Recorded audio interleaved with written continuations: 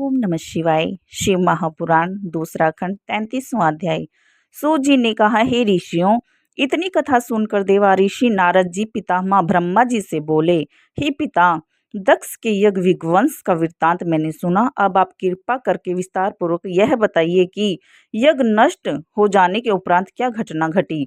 यह सुनकर ब्रह्मा जी ने शिव जी के श्री चरणों का ध्यान धरने के उपरांत उत्तर दिया, हे नारद, जब शिवजी के गणों ने यज्ञ में उपस्थित लोगों की इस प्रकार दुर्गति की तथा उन्हें लज्जित किया, उस समय सभी सभासद उस स्थान पर आकर जहां मैं तथा विष्णु जी बैठे हुए थे रुदन करने लगे तथा विस्तार पूर्वक सब वृत्तांत बताने लगे।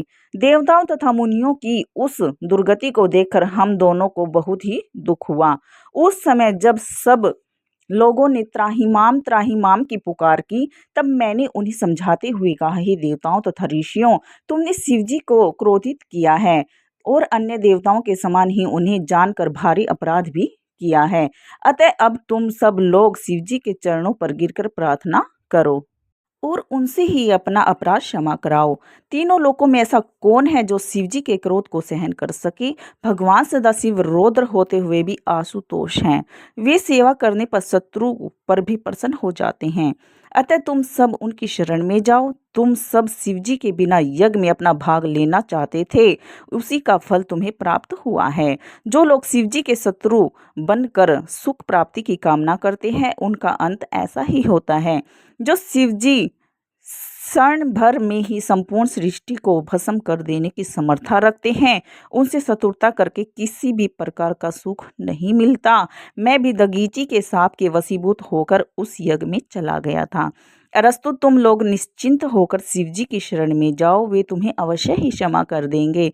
एक बात यह भी तुम्हें समझ लेनी चाहिए कि यदि शिवजी इस यज्ञ को नष्ट नहीं करते, मनुष्य वेद की रीति को त्याग कर नास्तिक हो जाते। अतः उन्होंने जो कुछ किया वह उचित ही है। इतना कहकर मैं विष्णु जी तथा अन्य सब देवताओं के साथ कैलाश पर्वत पर जा पहुँचे। हे नारद, उस स्थान की सुंदरता का वर्णन नहीं किया जा सकता। वहां पहुंचकर किसी को किसी प्रकार की चिंता तथा शोक नहीं रहता। वहां चारों ओर सुंदर फुलवारी लगी हुई थी, जहां भांति भांति सुंदर पुष्प तथा फल वृक्षों से सुशोभित थे। कैलाश के आगे हम सब ने कुबेर की अलकापुरी को देखा। फिर उस पवित्र वट वृक्ष को देखा जिसके नीचे भगवान शिव शंभु बैठे हुए थे। जो लोग उन शिवजी के दर्शन प्राप्त करते हैं, उनके धन्य भाग हो जाते हैं। महाप्रभु का इतना सुंदर स्वरूप था कि उसका वर्णन नहीं किया जा सकता। उनका शरीर अत्यंत क्रांतिमय था। उस समय वे वीरासन की मुद्रा में कुश के आसन पर बैठे हुए थे। तब मैंने, विष्णु जी ने, दगी गुप्त ने तथा अन्य देवताओं एवं ऋषि मुनियों ने उन्हें प्रणाम करते हुए अनेक प्रकार से स्तुति की। अगर वीडियो अच्छी लगी तो लाइक करें, सब्सक्राइब करें। धन्यवाद।